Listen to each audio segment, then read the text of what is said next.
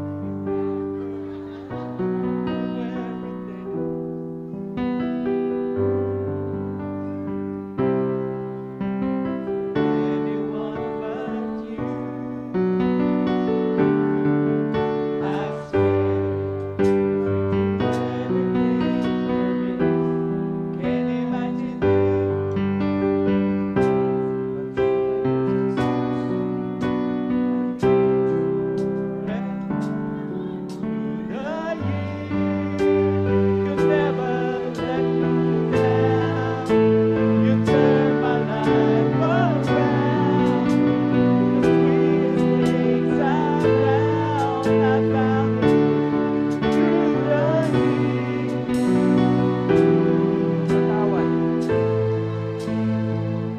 Piliin ninyong magpatawad sa akin. Kung yung asawa mo, hindi mo kasama ngayon, wala yung asawa mo dito, pero meron kayong konting alitan, patawarin mo. Patawarin mo.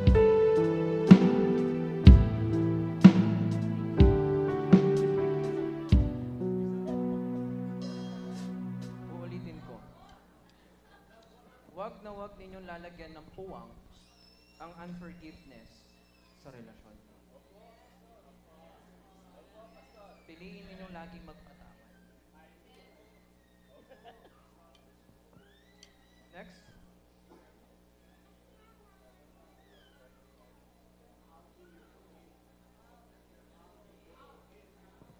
Sorry, na-extend po tayo ng konti. Bibilisan ko na, ayan. So, ang next natin, how do we forgive? Paano nga ba dapat magpatawad? One of the questions din na laging tinatanong, paano nga ba dapat magpatawad? Di ba? Paano? Paano magpatawad? Ang sabi sa... Saan yan? Next. Sige ba? Ito. Balik. Balik. Then Peter came to him and said, Lord, how often shall my brother sin against me? And shall I forgive him up to 7 times? Ang sabi ni Lord, I do not say to you up to 7 times, but up to 70 times 7. Tinanong ni Peter, sabi niya, Lord, ilang beses ko dapat patawarin yung nakasakit sa akin? Sabi niya, 7 times ba? 7 times? Lord, hindi ko sinabing 7 times, but 70 times 7. Ang 70 times 7 is equals to 490. Ayan. Ilan lang ang araw sa isang taon? 365. Meron ka pang sobra. Para kung sa isang araw, nasagad yung pasensya mo, meron kang extra, nagpapatawad ka. At hindi lang to. Napakagaling ni Lord sa part na to. Bakit? Ang number 490, saan ba yun? Ang number 490 is the alphanumerical na pag tinranslate mo sa Hebrew word, ang ibig sabihin ay tamim. Na ang ibig sabihin ay complete. Asan yun? Complete, no? Kompleto at perfect. Finished. Sa madaling sabi, hindi lang sinabi ni Lord na basta-basta ka lang magpatawad. But ang sinabi niya dito, pag magpapatawad ka, kailangan kompleto.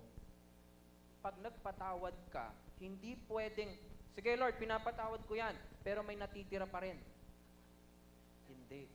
Ang sabi ni Lord, hindi lang 70 times 7, but you have to forgive completely, finished, at perfect. Pag nagpatawad ka, hanggat hindi naaalis, yung pain na nararamdaman mo, patawarin mo. Meron akong ka-work nun, grabe ginawa niya sa akin, pinagmumura niya ako. Talagang harap-harapan, minura niya ako. Sobrang sakit, syempre. Pinatawad ko siya, Lord, pinapatawad ko tong taong to. Pinapatawad ko. Kaso, pag maaalala ko na naman yung sinabi niya, sakit. Sakit. Hindi ko tinigilan, Lord. Gusto kong lumaya sa burden na to, sa bitterness na to. Pinapatawad ko to. I release forgiveness sa taong to. Hanggang sa lumaya ko, nakakangiti na ako, nakaharap ko yung taong to. Katapos ko magpatawad, mga ilang buwan ang lumipas. Hindi ko naman pinalangin. Pero may masamang nangyari sa kanya at sa pamilya niya. Hindi ko pinanalangin yun. Ang ginawa ko lang, nagpatawad ako doon sa tao.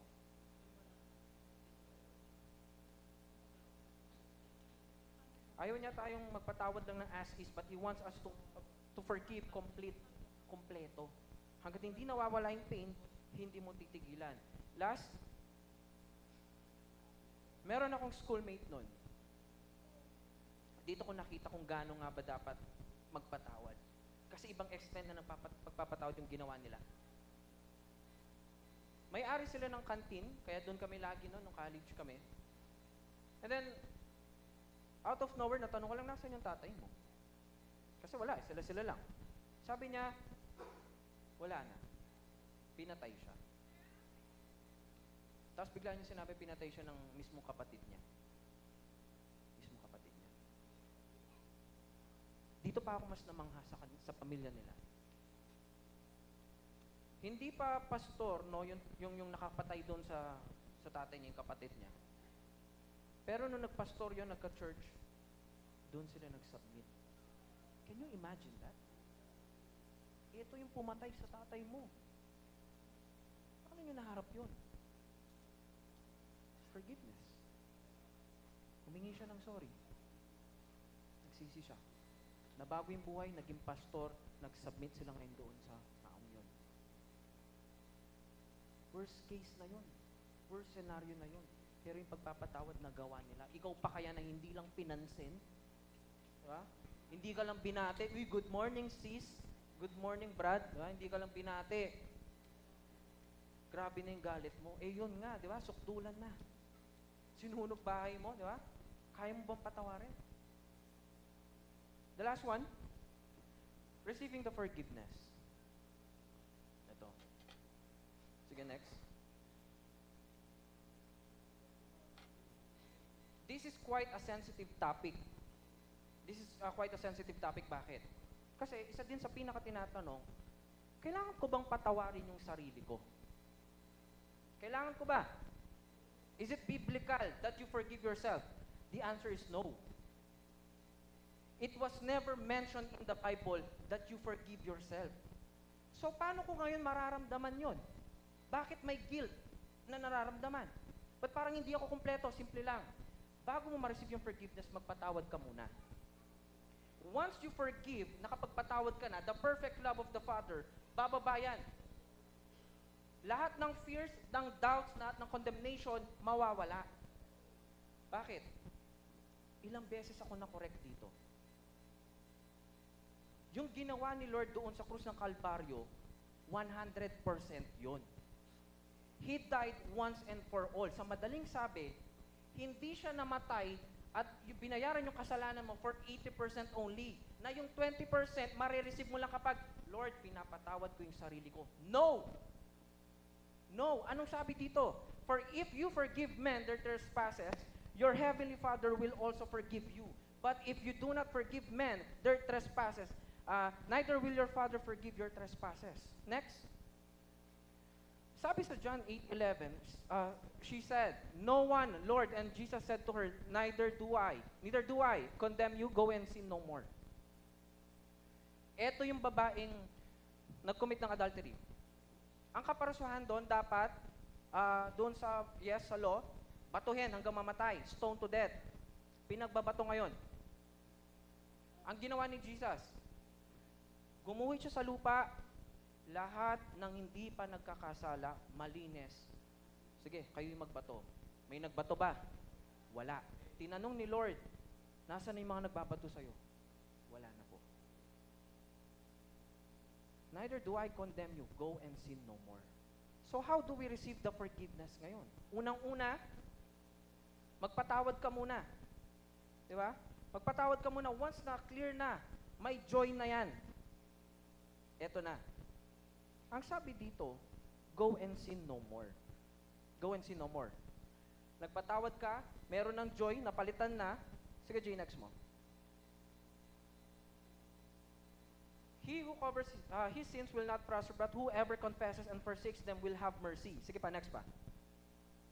Acts 3:19 says, repent therefore and be converted, that your sins may be blotted out, so that times of refreshing may come from the presence of the Lord. Next. If we confess our sins, He is faithful and just to forgive us our sins and to cleanse us from all unrighteousness. So how do we receive forgiveness? Magpatawad ka, confess your sins, ask for forgiveness, and thank the Lord kasi it is finished. You are forgiven. You are forgiven. Instead of praying, Lord, pinapatawad ko yung sarili ko, say, Lord, I am forgiven. Thank you. By the blood of Jesus, parang hindi ako nagkasala kahit konti man lang. Binibigkas natin lagi yun. Because of the blood of Jesus, pinatawad ka na 100%.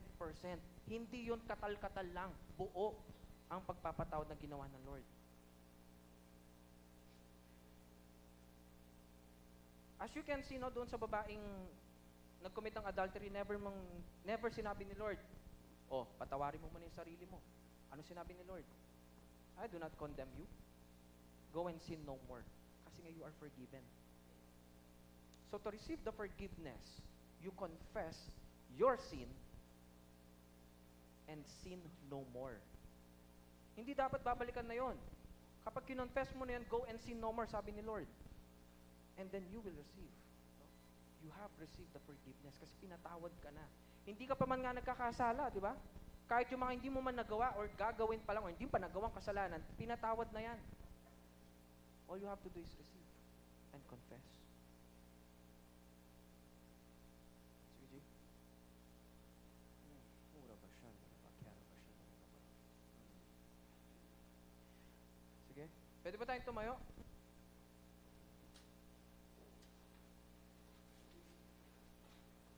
Mura ba siya?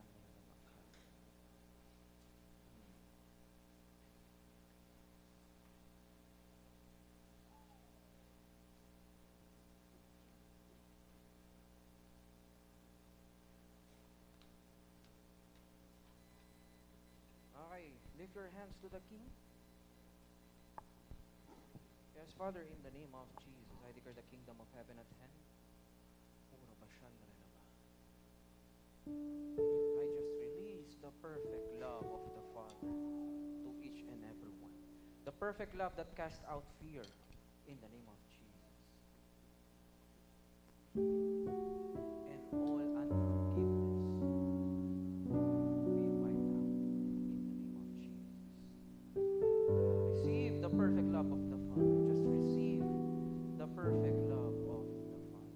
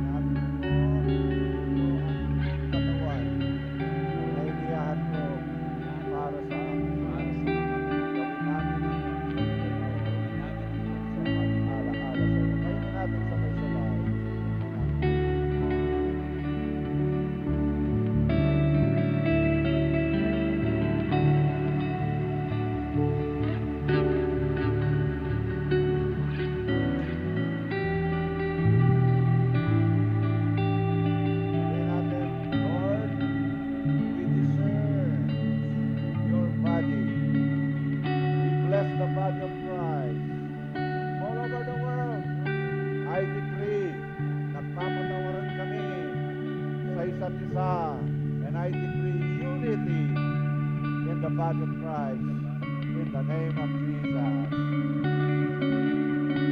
So sabi natin, Lord Jesus, sinabi mo po, ito ang iyong dugo, the blood of the new covenant. Tuloy natin sabay-sabay.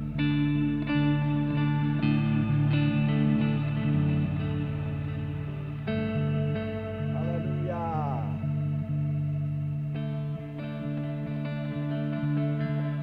Bigkasin natin sa pamamagitan ng dugo ni Jesus, ako ay tinubos mula sa kamay ng Diablo. Nasusulat sa pamamagitan ng dugo ng Panginoon Jesus, ako tinatawad sa lahat ng kasalanan. Ang dugo ni Jesus na anak ng Diyos ay patuloy akong nililinis sa lahat ng kasalanan sa pamamagitan ng dugo ni Jesus. Ako'y ginawalang sala, ginawang matuwid, parang hindi nagkasala kahit kaunti man lang. Ang aking katawan ay templo ng banal na Espiritu.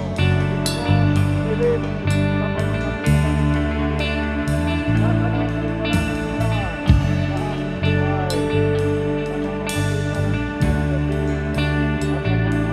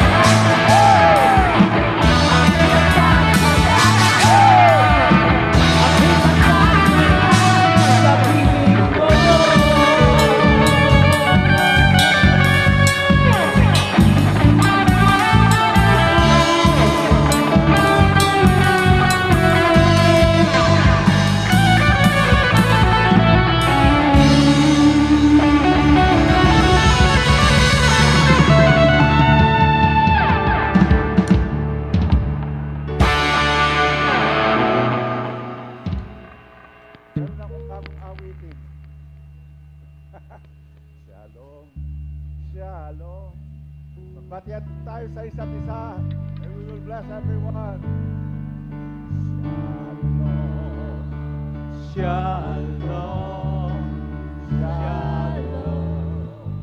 Shalom. Shalom.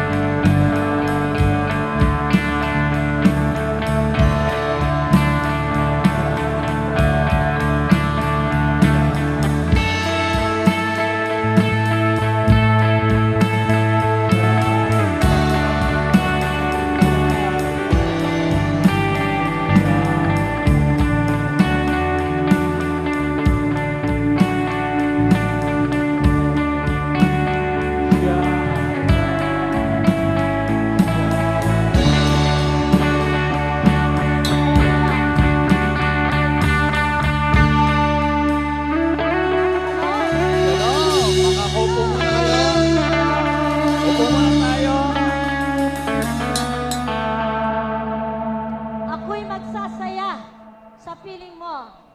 Amen? Ayan. Ako'y magsasaya sa piling mo. Pati na naman pakulo ata. Apo. Pati na naman pakulo. Ayan. Alright? Alam niyo po ba, ang saya binigay talaga ng Lord sa atin. Amen? At tayo naman magbibigay ng saya.